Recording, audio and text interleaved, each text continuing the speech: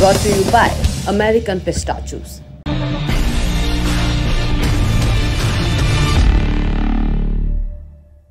इन सभी चोरों के नाम मोदी मोदी कैसे हैं? इस बयान के लिए कांग्रेस नेता राहुल गांधी को मानहानि की सज़ा हुई थी। ट्रायल कोर्ट से लेकर हाई कोर्ट में अपील की गई, हर जगह एक जवाब खारिज। 4 महीने बाद आज यानी 4 अगस्त को सुप्रीम कोर्ट ने इसी आपराधिक मानहानि के मामले में राहुल गांधी की सज़ा पर रोक लगा दी है। दोष सिद्धि पर रोक लगी तो राहुल की सांसदी के रास्ते भी दोबारा खुल गए हैं। भारत की अदालतों में लंबित मामलों की संख्या, वैरायटी और पेंडेंसी आप देखेंगे तो आपको ये भ्रम हो सकता है कि मानहानि का मुकदमा गंभीर नहीं होता, लेकिन राहुल गांधी से पूछिए जिन्हें न सिर्फ 2 साल की सज़ा हो गई बल्कि सांसदी भी चली गई।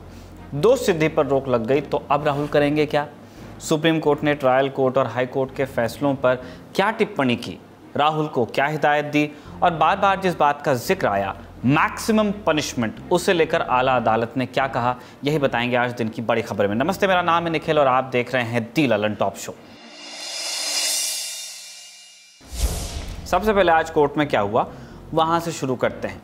गुजरात हाई कोर्ट से राहत न मिलने के बाद राहुल सुप्रीम कोर्ट आए। बेंच थी justice BR Gavai, justice PS Narasimha और जस्टिस संजय कुमार की।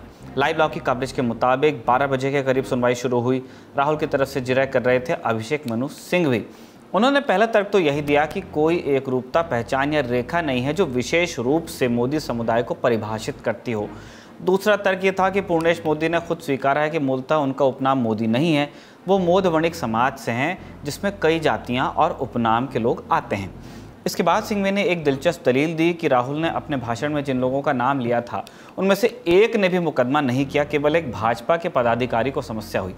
अब तक तो दर्शक जान ही गए हैं कि राहुल गांधी के भाषण से जिसको ठेस पहुंची थी और जिसने मुकदमा करवाया वो बीजेपी विधायक और पूर्व मंत्री हैं पूर्णेश मोदी।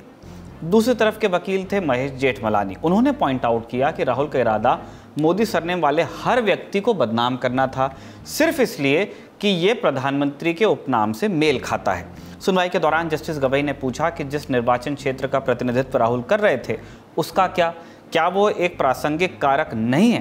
उन्होंने कहा सिर्फ एक व्यक्ति का अधिकार प्रभावित नहीं हो रहा है बल्कि एक मतदाता का अधिकार भी प्रभावित हो रहा है। ट्रायल जज ने अधिकतम सजा दी है, उन्हें इसका कारण बताना होगा। जेठमलानी ने यह कहते हुए टोका कि सांसदों का स्तर ऊंचा होना चाहिए और साथ में ये भी कहा कि राहुल गांधी ने अपने बयान के लिए माफ़ी नहीं मांगी। दोनों तरफ की दलीलें सुनने के बाद बेंच ने फैसला दिया। ट्रायल जज ने अपने आदेश में अधिकतम सज़ा सुनाई। एक अवमानना कार्रवाई में ही सुप्रीम कोर्ट ने राहुल गांधी को चेताया था। सिवाय इस बात के ट्रायल जज ने कोई और कारण नहीं बताया। केवल 2 साल की अधिकतम सज़ा की वजह से ही जनप्रतिनिधि कानून की धारा 8(3) के प्रावधान लगाए गए हैं, खास तौर पर जब अपराध गैर संज्ञेय, जमानती और समझौते के योग्य था तो ट्रायल जज से कम ये उम्मीद की जाती थी कि वो अधिकतम सज़ा देने के लिए कारण बताते। बेंच ने अपनी टिप्पणी में राहुल को क्लीन चिट नहीं दी है। कहा कि सार्वजनिक जीवन में एक व्यक्ति को भाषण देते समय ज़्यादा सावधान रहना चाहिए। कोर्ट में आज और क्या दलीलें हुई, किन बातों को कोर्ट ने खास तौर पर नोटिस किया, ये समझने के लिए चलते हैं कोर्ट के अंदर से इस मामले को कवर करने वाले पत्रकारों के पास। सुप्रीम कोर्ट ने अपने आदेश में ये सवाल भी उठाए कि निचली अदालत और गुजरात हाई कोर्ट दोनों ने राहुल गांधी को मानहानि मामले में मैक्सिमम सज़ा यानी अधिकतम सज़ा सुनाई 2 साल की, जितनी प्रिस्क्राइब्ड है, लेकिन उसका आधार नहीं बताया कि आखिर 2 साल की इतनी सज़ा जो रेयरेस्ट मामलों में दी जाती है वो सज़ा इन्होंने क्यों सुनाई है, उसका आधार क्या है। कोर्ट ने इसी को तय करते हुए ये कहा कि अगर गुनाह कोई करे तो सज़ा उसे मिलनी चाहिए। वायनाड के लोगों का क्या गुनाह है कि उनकी आवाज़ संसद तक नहीं पहुंच पा रही है। लिहाजा सुप्रीम कोर्ट ने इस पूरे मामले में राहुल गांधी को राहत दी और ये कहा कि उनकी दोष सिद्धि, जिसे कन्विक्शन कहते हैं, और सज़ा, जिसे सेंटेंस कहते हैं, उन पर दोष सिद्धि पर रोक लगा दी। दोष सिद्धि पर रोक लगने से ही अपने आप सज़ा पर भी रोक लग जाती है और ऐसे में अब एक कानूनी प्रक्रिया है, एक वैधानिक प्रक्रिया है, जिस प्रक्रिया के तहत अब संसद के लोकसभा के सभापति यानी लोकसभा के स्पीकर को एक फैसले की कॉपी जाएगी, सर्टिफाइड कॉपी, वो भी लोकसभा के सचिवालय को, और लोकसभा सचिवालय यानी महासचिव स्पीकर की सलाह से इस बात में इसमें निर्णय लेगा। राहुल गांधी की सदस्यता बहाल होगी और सदस्यता बहाल होने के बाद उम्मीद की जा रही है कि संसद के इसी पावत सत्र में राहुल गांधी फिर से लोकसभा में जा सकते हैं। आर्गुमेंट ऑफ द डे की तरफ चला जाए इससे पहले हम इस मामले की टाइमलाइन का रिकैप करवा देते हैं। साल था 2019, महीना अप्रैल। राजनीतिक पार्टियां लोकसभा चुनाव के लिए माहौल सेट करने में जुटी थी। रैलियों सभाओं का दौर चल रहा था। ऐसे में 13 अप्रैल के रोज कर्नाटक के कोलार में राहुल गांधी की एक जनसभा होनी तय थी, जो कि हुई भी। तब राहुल ने अपनी जनसभाओं में चौकीदार चोर है के नारे लगवाते ही थे वो अपनी सभाओं में। उसी लहजे में कोलार में भी भाषण दिया गया और नीरव मोदी आदि का नाम लेते हुए कह दिया, पूछा गया सभी चोरों का सरनेम मोदी क्यों होता है।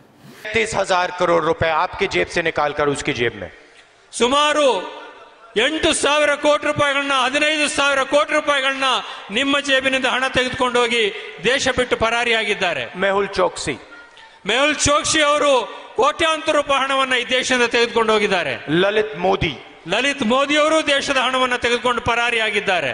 अच्छा, एक छोटा सा सवाल, इन सब के नाम, इन सब चोरों के नाम मोदी मोदी मोदी कैसे हैं? ನಿಮ್ಮ ಮುಂದೆ ಒಂದು ಸಣ್ಣ ಪ್ರಶ್ನೆ. राहुल की इस टिप्पणी के खिलाफ गुजरात के सूरत में आपराधिक मानहानि का मामला दर्ज कराया गया। इस मामले को कोर्ट तक ले जाने वाले थे शिकायतकर्ता सूरत पश्चिम से भाजपा विधायक पूर्णेश मोदी। इन्होंने आरोप लगाया कि राहुल ने अपने बयान से पूरे मोदी समाज का अपमान किया। इस मसले को लेकर राहुल पर 2 धाराएं लगाई गई, आईपीसी की धारा 499 और 500। सुनवाई होती रही और मामला बड़ी खबरों की चकाचौंध से कुछ ओझल भी होता रहा। फिर आया साल 2022, मार्च महीने में एक इंटरेस्टिंग चीज़ हुई। राहुल के खिलाफ चल रहे मामले पर खुद पूर्णेश मोदी गुजरात हाईकोर्ट से स्टे ले आए। टाइम्स ऑफ इंडिया के लिए सईद खान की रिपोर्ट के मुताबिक पूर्णेश चाहते थे कि राहुल की मौजूदगी में उन 3 सीडीज़ को प्ले किया जाए जो अदालत के समक्ष रखी गई और राहुल से सीडी में मौजूद सामग्री को लेकर आपराधिक दंड संहिता सीआरपीसी की धारा 313 के तहत सवाल जवाब हों। धारा 313 के तहत ट्रायल कोर्ट को अधिकार होता है कि वह आरोपी से उसके खिलाफ पेश सबूतों को लेकर स्पष्टीकरण मांग ले, लेकिन ट्रायल कोर्ट ने पूर्णेश की इस मांग को खारिज कर दिया था। तो पूर्णेश के वकीलों ने गुजरात हाईकोर्ट में याचिका लगाकर कह दिया कि सबूतों का अभाव है, इसलिए राहुल को व्यक्तिगत रूप से अदालत में पेश होने का आदेश देना चाहिए, तब तक सुनवाई पर रोक लगा दी जाए। और पूर्णेश को हाईकोर्ट से स्टे मिला भी। सिर्फ 1 साल बाद पूर्णेश फिर हाईकोर्ट चले गए और इस बार उन्होंने स्टे वेकेट करने के लिए पिटीशन डाली। अदालत को बताया कि ट्रायल कोर्ट के रिकॉर्ड पर पर्याप्त सबूत हैं, लेकिन स्टे के चलते मामला लंबित पड़ा हुआ है। पूर्णेश के वकील हर्षित तोलिया ने अदालत से दरखास्त की कि उन्हें अपनी याचिका वापस लेने के लिए अनुमति दे दी जाए। जस्टिस विपुल पंचोली की अदालत ने दलीलें सुनी और उसके बाद पूर्णेश की मांग को मान लिया और इसी के साथ 16 फरवरी 2023 को सूरत की ट्रायल कोर्ट में सुनवाई पर लगा स्टे हटा और मानहानि का मुकदमा एक बार फिर से आगे बढ़ने लगा। मार्च 2023 के दूसरे हफ्ते में दोनों पक्षों की दलीलें पूरी हो गई और फिर 23 मार्च को इस केस पर फैसला आया, जिसमें राहुल गांधी को 2 साल की सज़ा मिली। हालांकि राहुल को कोर्ट से करीब 1 महीने यानी कि 30 दिनों के अंदर अपील का समय मिला और राहुल को सज़ा के साथ साथ महीने भर की बेल भी दी गई। लेकिन सज़ा सुनाए जाने के अगले ही दिन यानी 24 मार्च को केरल की वायनाड सीट से राहुल गांधी की सांसदी रद्द कर दी गई, क्योंकि जनप्रतिनिधित्व कानून में प्रावधान है कि अगर किसी सांसद या विधायक को किसी मामले में 2 साल या उससे ज़्यादा की सज़ा हो जाए तो सदस्यता खत्म हो जाती है। इतना ही नहीं, सज़ा की अवधि पूरी करने के बाद अगले 6 साल तक भी दोषी व्यक्ति चुनाव नहीं लड़ सकता। इस फैसले के बाद 3 अप्रैल को राहुल ने सूरत की सेशंस कोर्ट में 2 अर्जियां दी। पहली 2 साल की सज़ा के खिलाफ और दूसरी अपने दोषी ठहराए जाने के खिलाफ। राहुल ने कोर्ट में कहा कि ऐसा लगता है कि उन्हें इस मामले में अधिकतम सज़ा दी गई ताकि उनकी लोकसभा सदस्यता खत्म की जा सके। लेकिन 20 अप्रैल को सेशंस कोर्ट ने यह कहते हुए राहुल की दोनों अर्जियां खारिज कर दी कि देश की दूसरी सबसे बड़ी पार्टी के अध्यक्ष और सांसद होने के नाते राहुल को और सावधान रहना चाहिए था।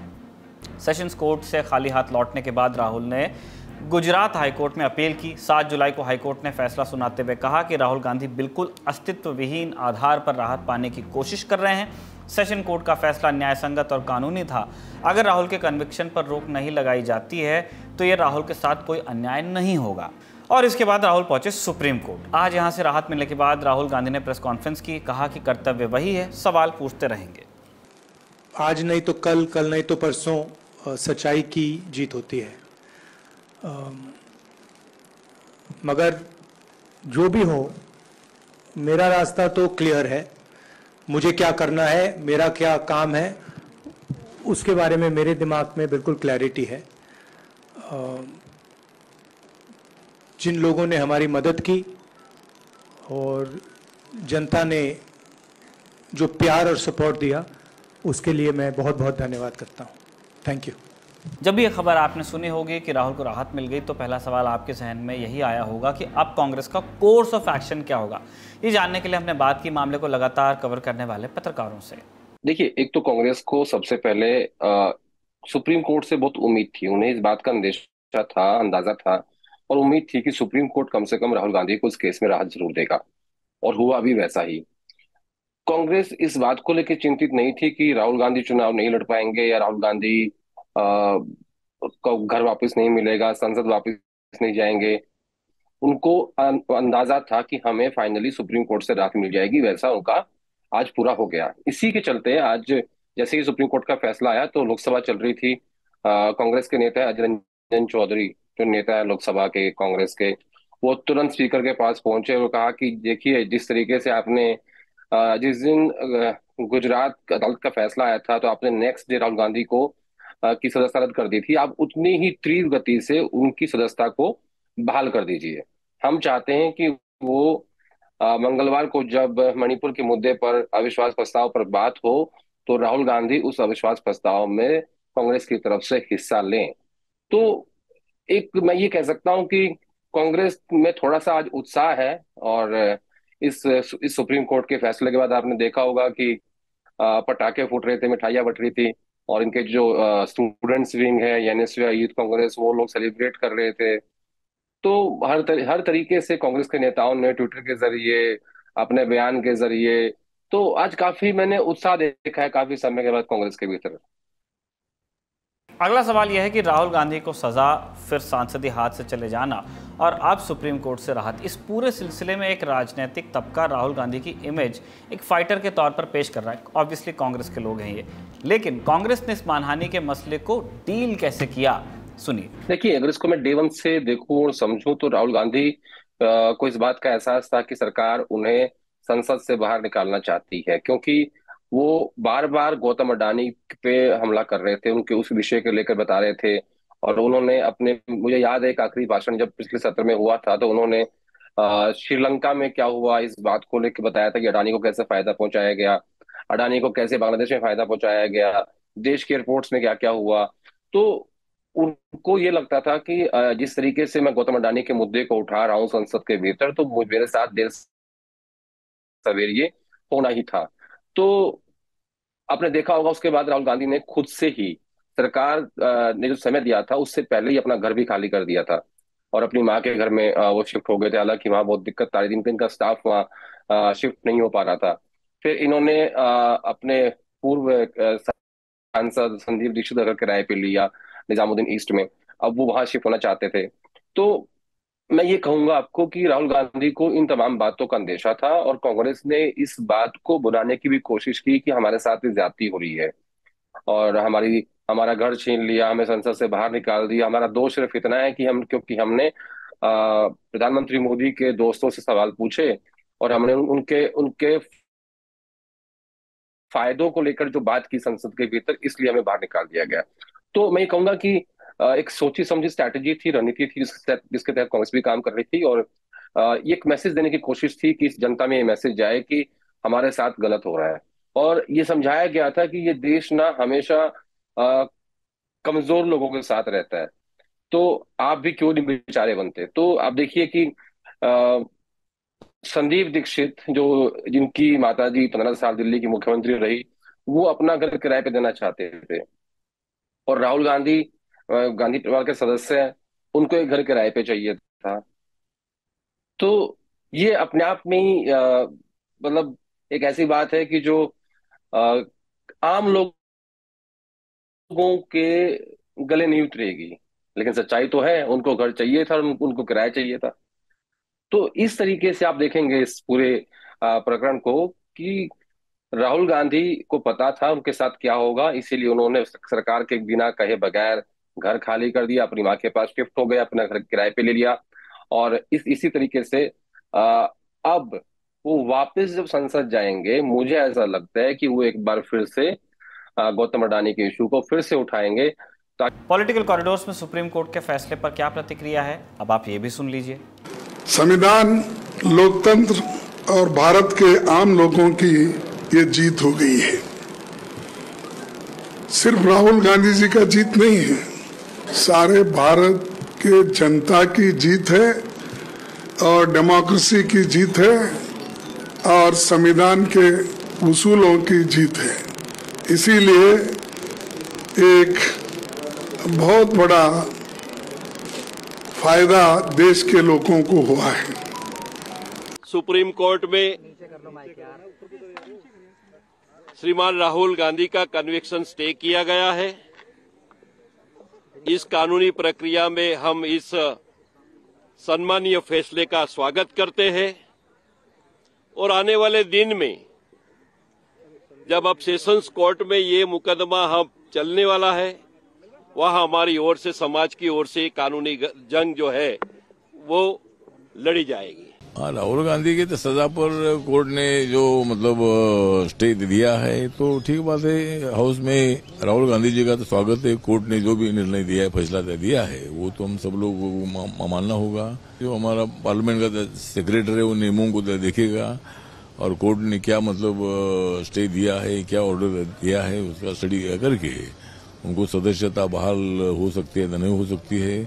सुप्रीम कोर्ट का फैसला लोकतंत्र की जीत है। यह फैसला उन षड्यंत्रों की हार है जो उन्हें लोकसभा से बाहर करने का किया था। संसद से दूर रखना चाहते थे क्योंकि वो सवाल पूछते थे।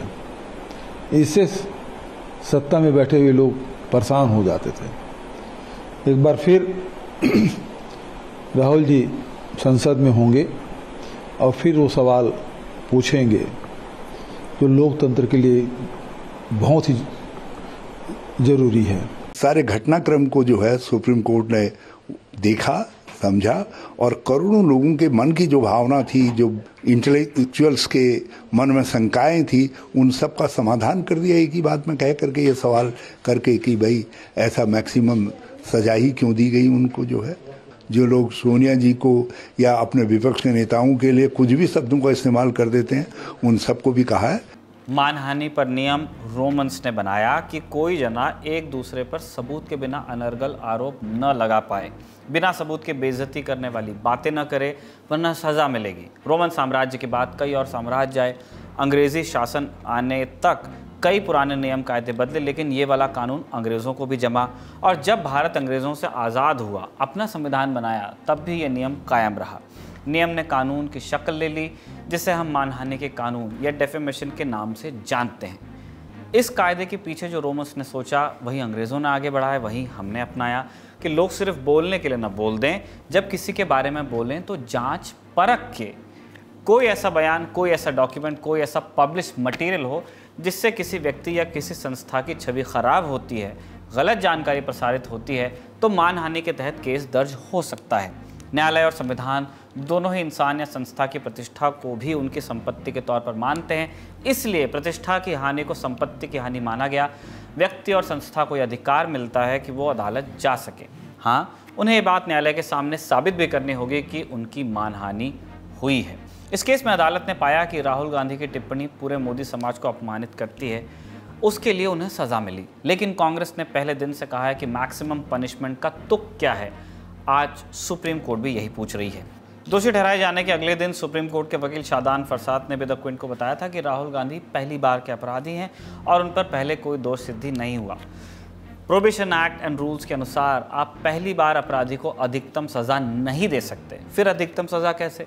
राहुल लोकसभा में प्रतिवेदन देंगे, वायनाड के लोगों का प्रतिनिधित्व करेंगे, लोकसभा की बहसों में दिखने लगेंगे, मगर ये सवाल रह ही जाएगा, अधिकतम सज़ा कैसे, अधिकतम सज़ा क्यों? आज का दी 11 टॉप शो यहीं पर ख़त्म होता है। शुक्रिया, शुभ रात्रि।